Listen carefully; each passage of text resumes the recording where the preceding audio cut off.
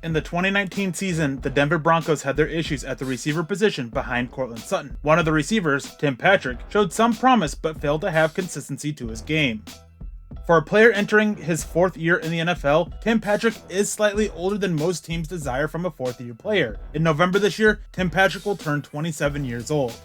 Patrick went to the University of Utah, a school that is somewhat of a pipeline for John Elway and the Denver Broncos. In 3 years with the Utes, Patrick played in 22 games, but also missed 17 with an injury. In his time at Utah, he showed the promise and potential to be a contributor at the NFL level as a depth receiver. The injuries he dealt with played a huge role in him going undrafted. After going undrafted, Patrick was signed by the San Francisco 49ers, where he spent about 3 months. Then he went to the Baltimore Ravens for about a month before the Broncos brought him in.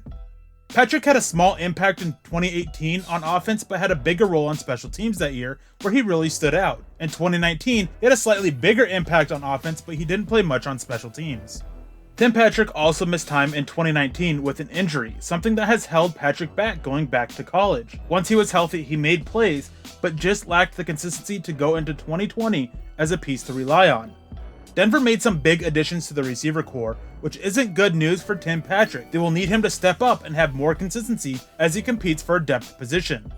Additionally, for the 2020 season, they will probably need Tim Patrick even more on special teams. After all, when you are a depth receiver, you have to be able to contribute on special teams, and Patrick has shown he can do that before.